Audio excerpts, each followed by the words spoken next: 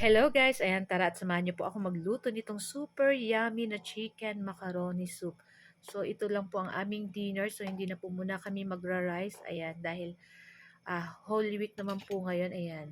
So, yung mga uuwi po sa kanilang mga probinsya, ayan, ingat po sa inyong pag-uwi. Ayan. So, ito po yung aming dinner.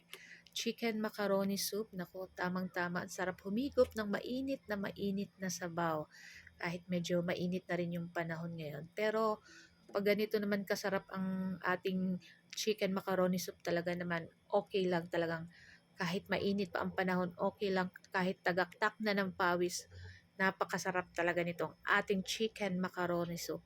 So, ayan na nga guys. So, nagpainit ako dyan tubig at pig-boil ko muna yung ating at macaroni. Ayan, para madali na lang po yung luto mamaya. So, ayan, naglagay ako ng konting asin at mantika para hindi po dumikit yung ating macaroni pasta.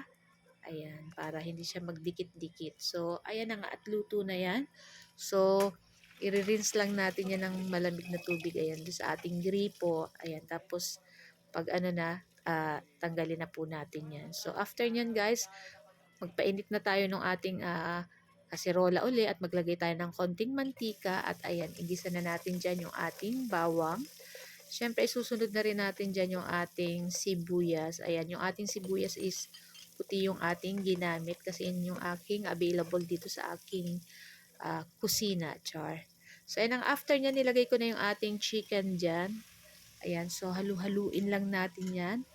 Pagkatapos ay maglalagay pala ako dyan guys na ng paminta at ng asin para may lasa na syempre yung ating chicken diyan.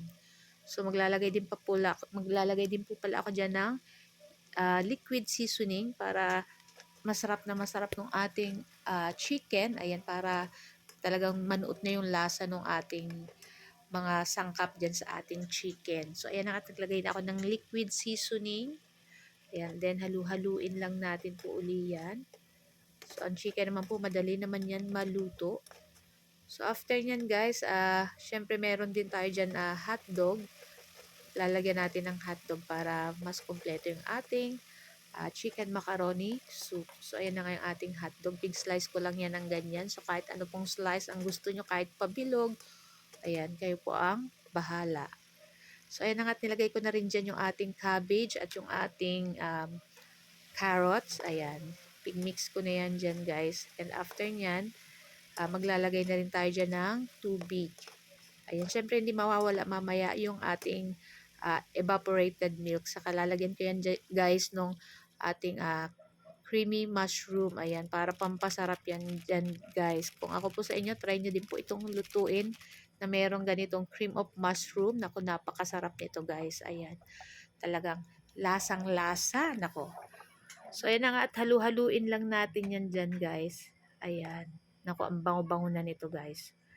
Habang ginagawa ko tong ating voice over, ayan, nagugutom uli ako at gusto ko uling kumain. So, may natira pa naman kami, kaya mamaya may pang midnight snack ako pag nagutom ako, char.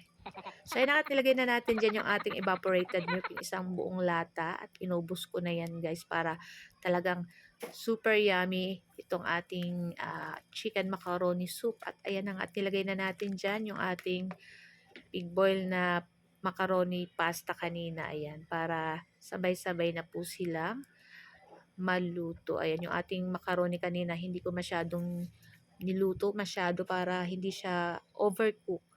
So, ayan na nga, at hintayin lang natin yung kumulo. At pag kumulo na yan, guys, is luto na yan at papatayin na natin yung apple. So, ayan na nga, at kumukulo na siya. Ayan, ready na yan, guys. Ayan. So, napakabango at ang sarap. So, pwede na po yan guys, patayin yung ating apoy at i-transfer na natin sa ating mangkok or sa ating bowl. Wow! Ayan. So guys, ito lang po ang aming video today at sana po ay nag-enjoy kayo. Ayan, samahan niyo po kaming kumain itong ating napakasarap at napakainit na chicken macaroni soup. So guys, thank you for watching and see our next video again. Ciao! Babu!